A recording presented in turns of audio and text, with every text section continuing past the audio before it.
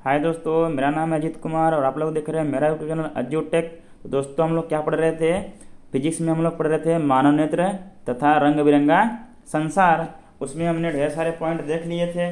मानव नेत्र क्या होता है, प्रतिबिंब उस पर कैसे बनता है, ठीक है, कैसे मस्तिष्क तक पहुँचता है। उसके बाद हमने क्या पढ़ा था, विभिन्न भाग पढ़े हमने मानव नेत्र के। उसमें क्या क्या पढ़ा था? उसमें हमने पढ़ा कार्निया या स्वच्छ मंडल, ठीक है। उसके बाद हमने पढ़ा श्वेत पटल या स्क्लेरा जिसको बोलते हैं। उसके बाद हमने देखा था कंजक्टिवा, ठीक है। उसके बाद हमने देखा चौथा क्या देखा था हमने, परितारिका या आइरिस, ठीक है। क्या देखा हमने? आइरिस के बारे में पढ़ा, उसका कार्य देखा। पुतली के बारे में पढ़ा हमने, पुतली का कार्य देखा। अभिनेत्र लेंस, आई लेंस या क्रिस्टली लेंस हमने देखा, ठीक है। उसका कार्य देखा क्या होता है। पश्चमाभि पेशियाँ देखा, मतलब सिलेरी मसल्स, ठीक है।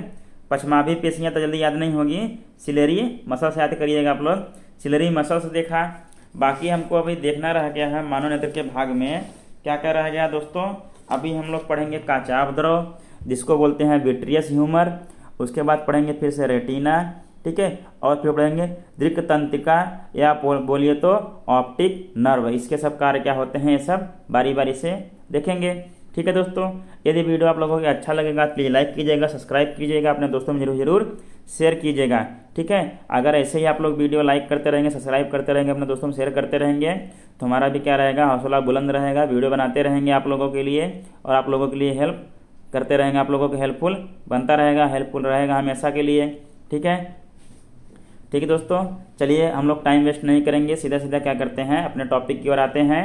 देखिए हम लोग पढ़ेंगे क्या भी, काचाभ द्रव या विट्रियस ह्यूमर। तो दोस्तों काचाभ द्रव क्या होता है, यह जेली जैसी पदार्थ से बना होता है, ठीक है। जेली मतलब पानी समझ लीजिए, तरफ से नमक वमक कुछ इसमें ऐसे मिला दीजिए, मतलब थोड़ा हल्का क्या रहता है, गाढ़ा रहता है। जेली मतलब गाढ़ा, गाढ़ा द्रव, ठीक है। मतलब क्या है, गाढ़ा द्रव। जैसे चीनी घोल दीजिए ढेर सारा पानी में, उसी तरह समझ लीजिए ये भी एक जेली जैसा रहता है, पदार्थ से बना होता है, ठीक है। तो काचाभ द्रव क्या होता है, यह जेली जैसे पदार्थ से बना होता है जो लेंस और रेटिना से लेकर पूरे नेत्रगोलक में भरा रहता है, ठीक है। देखिए यह नेत्रगोलक, इसका कार्य क्या होता है, देखिए यह नेत्रगोलक को आकार प्रदान करता है, ठीक है।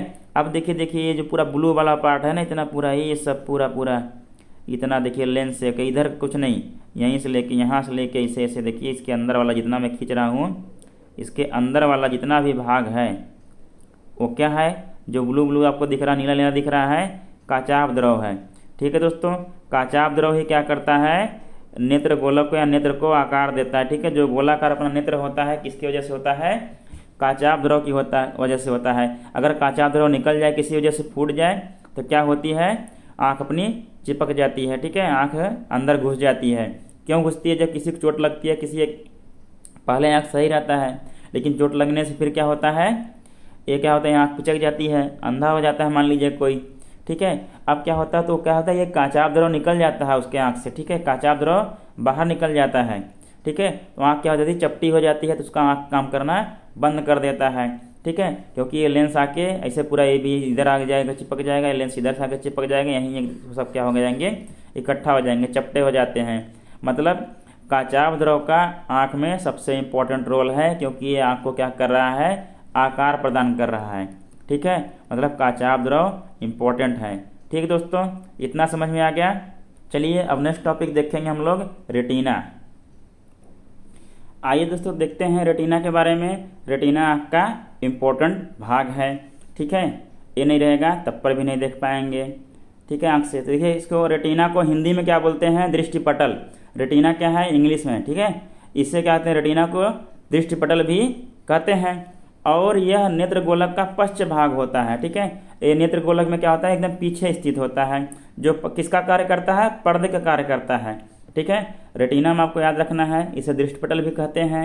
यह नेत्रगोलक का पश्च भाग मतलब पिछला भाग होता है, पीछे होता है नेत्रगोलक के एकदम, ठीक है। और क्या किसका कार्य करता है, पर्दे का कार्य करता है, ठीक है। इतना याद रखेंगे, पर्दे का कार्य करता है, ठीक है। अब देखिए क्या कह रहा है, इस पर बनने वाले प्रतिबिंब की प्रकृति कैसा होता है, वास्तविक एवं उल्टा होता है। कैसा होता है, वास्तविक एवं उल्टा होता है।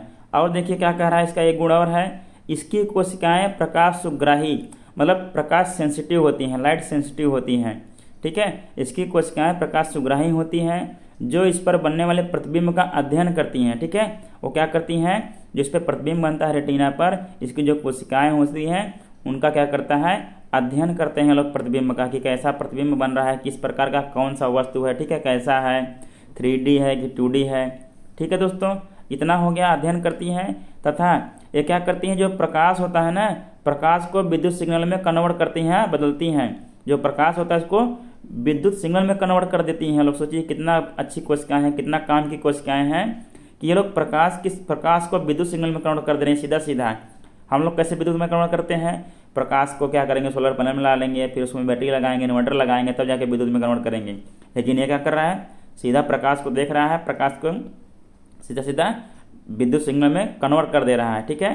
क्या है मतलब कि अच्छी कोशिकाएं हैं, महान कोशिकाएं हैं, ठीक है।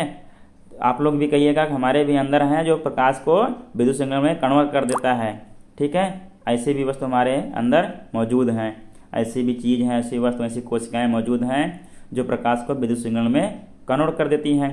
तो कौन करता है, रेटिना करता है। रेटिना क्या करेगा, रेटिना की कोशिकाएं क्या करती हैं, प्रकाश को विद्युत सिग्नल में कन्वर्ट कर देती हैं, ठीक है दोस्तों।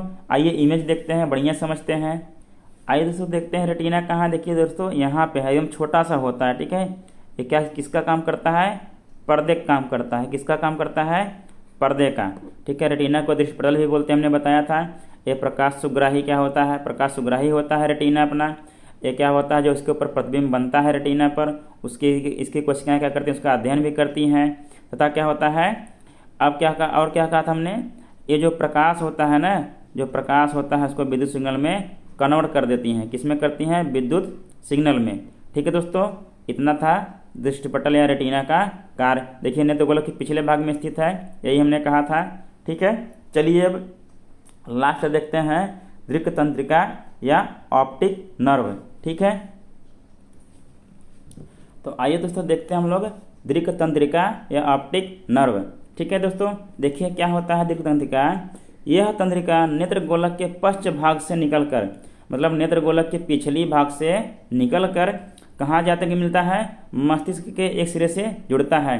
मतलब दोस्तों ये क्या होता है, जो अपना आँख है ना, नेत्रगोलक है, इसके पिछले भाग से निकलता है और मस्तिष्क के एक हिस्से जाके जुड़ जाता है, ठीक है। इतना हो गया कि यह तंत्रिका, देखिए यही बोल रहा है अभी, यह तंत्रिका नेत्रगोलक के पश्च भाग से निकलकर मस्तिष्क के एक हिस्से से जाके जुड़ जाता है, ठीक है। अब इसका काम क्या है, देखिए यह रेटिना पर बनने वाले प्रतिबिंब को संवेदनाओं या सिग्नल द्वारा मस्तिष्क तक पहुंचाता है।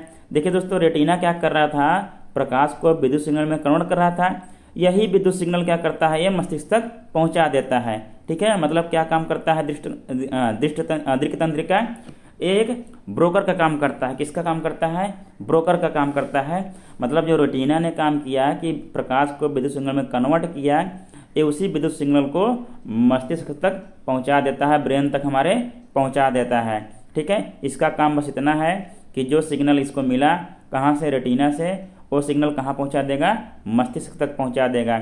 मतलब ये क्या करता है, नेत्र के पिछले गोलक से निकलकर मस्तिष्क से जुड़ा होता है, ठीक है।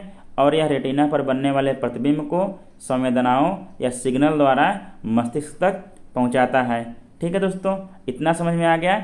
और क्या देखिए, एक क्या है, इसमें दो पार्ट होते हैं, एक होता है शंकु और एक होता है क्षण या सिलेंडर। सिलेंडर बोल लीजिए या तो क्षण बोल लीजिए, शंकु बोल लीजिए या कोण बोल लीजिए, ठीक है। इसमें क्या होता है, जो शंकु होता है वह तेज रोशनी के प्रति अधिक संवेदनशील होता है और जो क्षण होता है वह मंद रोशनी के प्रति अधिक संवेदनशील होता है। दोस्तों ये आपको बताना नहीं था हमने, लेकिन फिर भी बता दिया। आइए दृक् तंत्रिका देखते हैं इमेज में, वो कहाँ होता है, ठीक है, आँख में अपना कहाँ पे स्थित होता है। तो देखिए दोस्तों ये अपना देखिए रेटिना के जस्ट नीचे देखिए ये क्या है, अपना ये दृक् तंत्रिका है, ठीक है। ये क्या है, दृक् तंत्रिका है। देखिए ये नेत्रगोलक के पश्च भाग से निकल रहा है और जाके ये मस्तिष्क जहाँ रहेगा, मस्तिष्क के एक हिस्से से जाके जुड़ जाएगा, ठीक है। तब क्या करेगा, जो प्रतिबिंब रेटिना पर बनता है तो रेटिना क्या करता है, उसको प्रकाश को विद्युत सिग्नल में कन्वर्ट कर देता है। अब क्या करेगा, ये दृक् तंत्रिका क्या करता है, ऑप्टिक नर्व क्या करता है, इसको जो विद्युत सिग्नल होता है इसको क्या करता है, सेम टू सेम कहाँ पहुँचा देता है, मस्तिष्क तक पहुँचा देता है, ठीक है, मतलब एक ब्रोकर का काम कर रहा है। ठीक है, इसमें क्या होते हैं, दो प्रकार के कोशिश क्या होती है, एक होता है शंकु, एक होता है क्षण या सिलेंडर का लीजिए या बेलन का लीजिए। जो शंकु होता है वो जब अधिक रोशनी रहेगी क्या होगा, उसके लिए क्या होगा, वो उसके लिए अधिक संवेदनशील होगा, और जो बेलन होगा, सिलेंडर होगा, कम रोशनी के लिए संवेदनशील होता है, अधिक संवेदनशील होता है।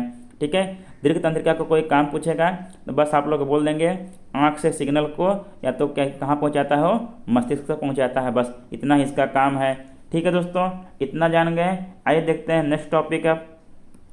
तो आइए दोस्तों देखते हैं अगला टॉपिक क्या है, समंजन क्षमता या नेत्र लेंस का समंजन क्षमता या नेत्र का समंजन क्षमता, जो भी आप बोलना हो बोल लीजिए। ठीक है, आइए देखते हैं क्या होता है समंजन क्षमता। देखिए दोस्तों, नेत्र लेंस की वह क्षमता, अब नेत्र लेंस की वह क्षमता जिसके कारण वह अपनी फोकस दूरी को समायोजित कर लेता है या एडजस्ट कर लेता है, नेत्र लेंस की समंजन क्षमता कहलाता है। दोस्तों सिर्फ इसमें आप लोगों को याद रखना है कि जो नेत्र लेंस की फोकस दूरी होती है उसको जो नेत्र लेंस अपना परिवर्तन कर लेता है, कभी बढ़ा लेता है, कभी घटा लेता है, कभी बढ़ा लेता है, कभी घटा लेता है, इसी क्रिया क्या कहते हैं हम लोग, समंजन क्षमता कहते हैं। मतलब जो नेत्र लेंस अपनी फोकस दूरी को क्या कर रहा है, समंजित कर ले रहा है, मतलब क्या कर रहा है, एडजस्ट कर ले रहा है। ठीक है, हमको दूर की वस्तुओं को देखना है तो फोकस दूरी बढ़ा ले रहा है, हमको नज़दीक की वस्तु को देखना है फोकस दूरी घटा ले रहा है। ठीक है, तो फोकस दूरी घटाने और बढ़ाने की क्रिया को ही क्या कहते हैं हम लोग, समंजन क्रिया कहते हैं, और इस क्षमता को क्या कहते हैं, समंजन क्षमता कहते हैं। ठीक है, आपसे कोई पूछेगा नेत्र लेंस की समंजन क्रिया क्या है, तो आप कहेंगे कि नेत्र लेंस द्वारा अपनी फोकस दूरी को बढ़ा लेना और घटा लेना, मतलब कि फोकस दूरी की आवश्यकता अनुसार, ठीक है, मनमानी नहीं, आवश्यकता अनुसार बढ़ा लेना और घटा लेने की क्रिया को ही समंजन क्रिया कहते हैं। ठीक है, और नेत्र लेंस की फोकस दूरी को बढ़ाने घटाने की इस मतलब क्षमता को क्या कह देंगे हम लोग, तब नेत्र लेंस की समंजन क्षमता कह देंगे। ठीक है दोस्तों, नॉर्मल सी भाषा में यही समझना है कि जो हम फोकस दूरी बढ़ा रहे हैं, घटा रहे हैं, इस क्रिया को समंजन क्रिया कहेंगे, तथा फोकस दूरी बढ़ाने और घटाने की क्षमता को, ठीक है, उसको क्या कहेंगे हम लोग, नेत्र लेंस की समंजन क्षमता कहेंगे। ठीक है, आइए और अच्छे समझते हैं थोड़ा। देखिए, कह रहा नेत्र लेंस की वह क्षमता जिसके कारण वह अपनी फोकस दूरी को समायोजित या एडजस्ट कर लेता है, मतलब नेत्र लेंस की वह क्षमता जिसके कारण वो अपनी फोकस दूरी को एडजस्ट कर लेता है आवश्यकता अनुसार, और नेत्र लेंस का क्या कहलाता है, समंजन क्षमता कहलाता है। ठीक है दोस्तों, आइए एग्जाम्पल देखेंगे। जिससे क्या होता है कि अभिनेत्र लेंस की वक्रता में परिवर्तन होने पर, ठीक है, इसकी फोकस दूरी भी परिवर्तित हो जाती है। क्यों दोस्तों, आप लोगों को पहले से पता, हम लोग प्रकाश में पढ़ चुके हैं, F=R/2 होता है। ठीक है, अगर किसी की वक्रता बढ़ेगी तो क्या होगा, फोकस दूरी भी बढ़ेगा, यदि किसी की वक्रता घटेगी तो क्या होगी, फोकस दूरी भी घटेगी। क्या होगी, घटेगी, मतलब किसी की वक्रता त्रिज्या बढ़ गई। ठीक है, किसी की वक्रता त्रिज्या बढ़ गई, ठीक, तो उसकी क्या होगी, फोकस दूरी भी बढ़ जाएगी। और किसी की अगर वक्रता त्रिज्या घट गई, ठीक है, उसकी क्या होगी, फोकस दूरी घट जाएगी। ठीक है, ये तो हमको पहले से पता, हम लोग पहले से जानते हैं, अब बस उसका यूज करना है हमको। ठीक है, आइए देखते हैं कि एग्जाम्पल में क्या कह रहा है।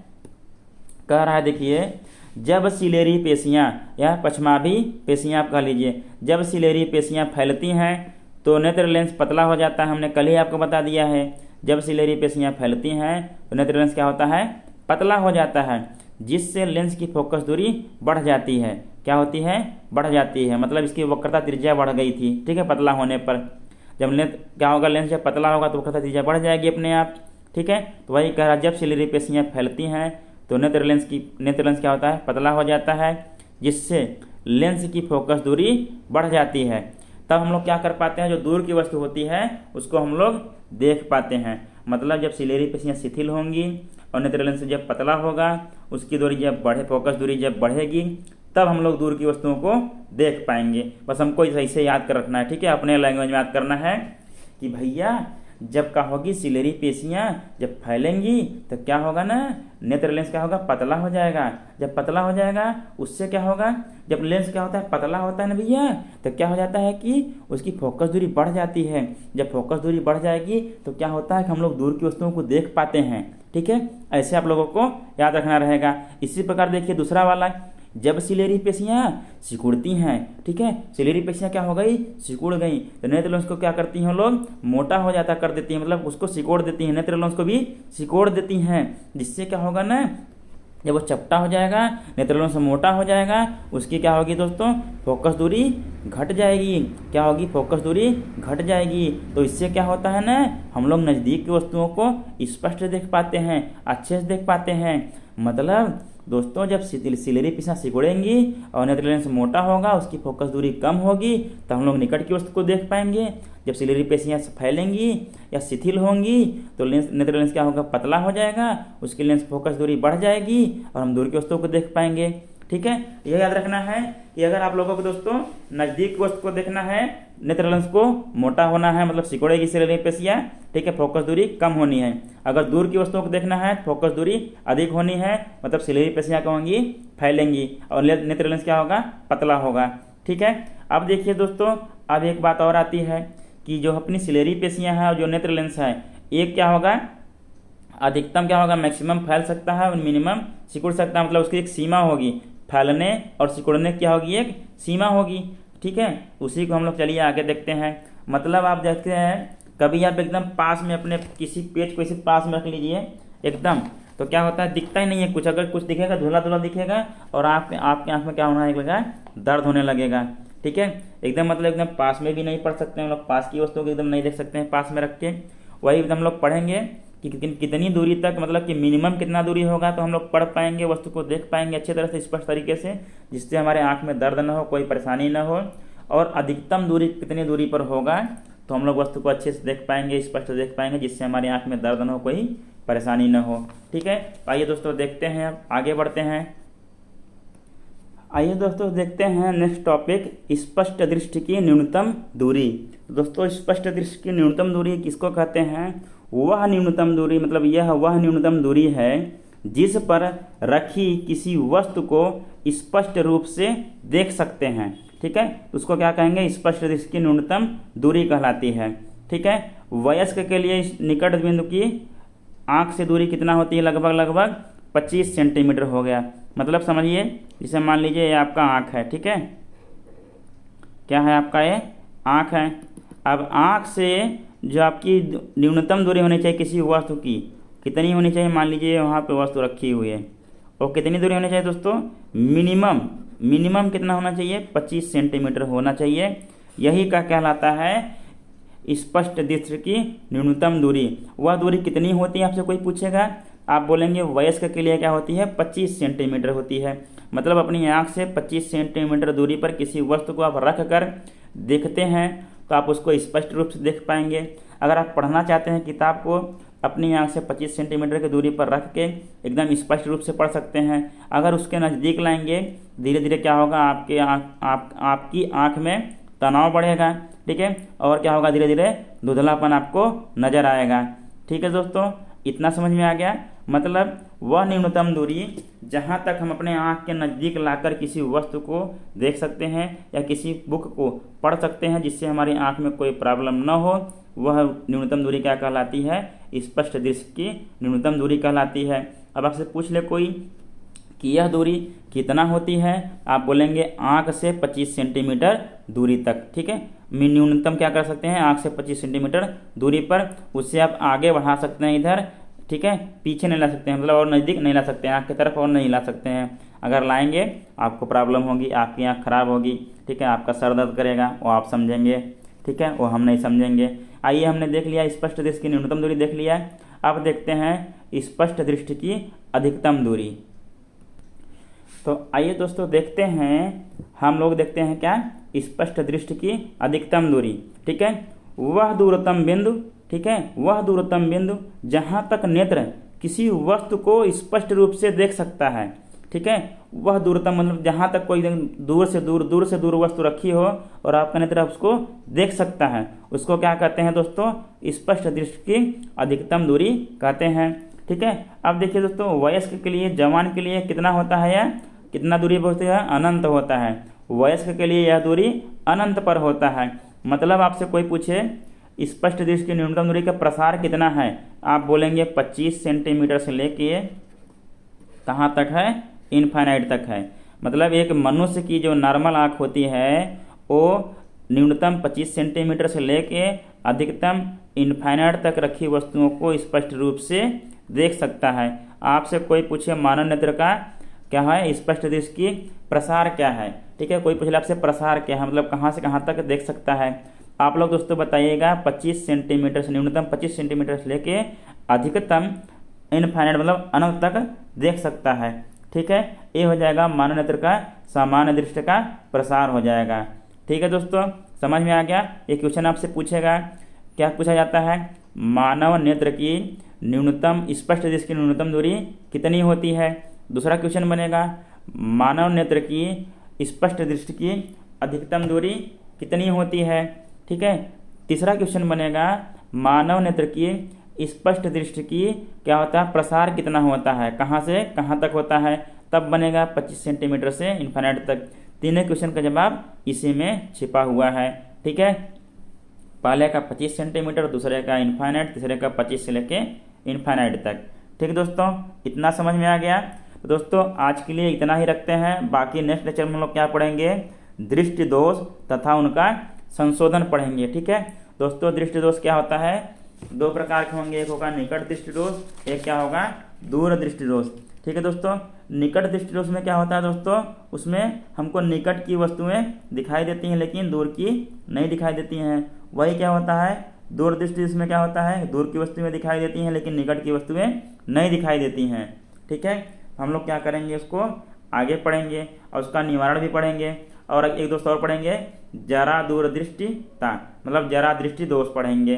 ठीक है, 3 चीज पढ़ेंगे, उसके बाद अपना मानव तक खत्म हो जाएगा। फिर हमारा चालू हो जाएगा, क्या स्टार्ट होगा दोस्तों, तब प्रिज्म स्टार्ट होगा, मतलब रंग बिरंगा संसार स्टार्ट होगा फिर। ठीक है दोस्तों, चलिए आज के लिए इतना ही, धन्यवाद। ऐसे हमारे साथ बने रहिए, हमारा यूट्यूब चैनल देखते रहिए, हमारे वीडियो को देखते रहिए, लाइक करते रहिए, सब्सक्राइब करते रहिए, अपने दोस्तों में शेयर करते रहिए। धन्यवाद।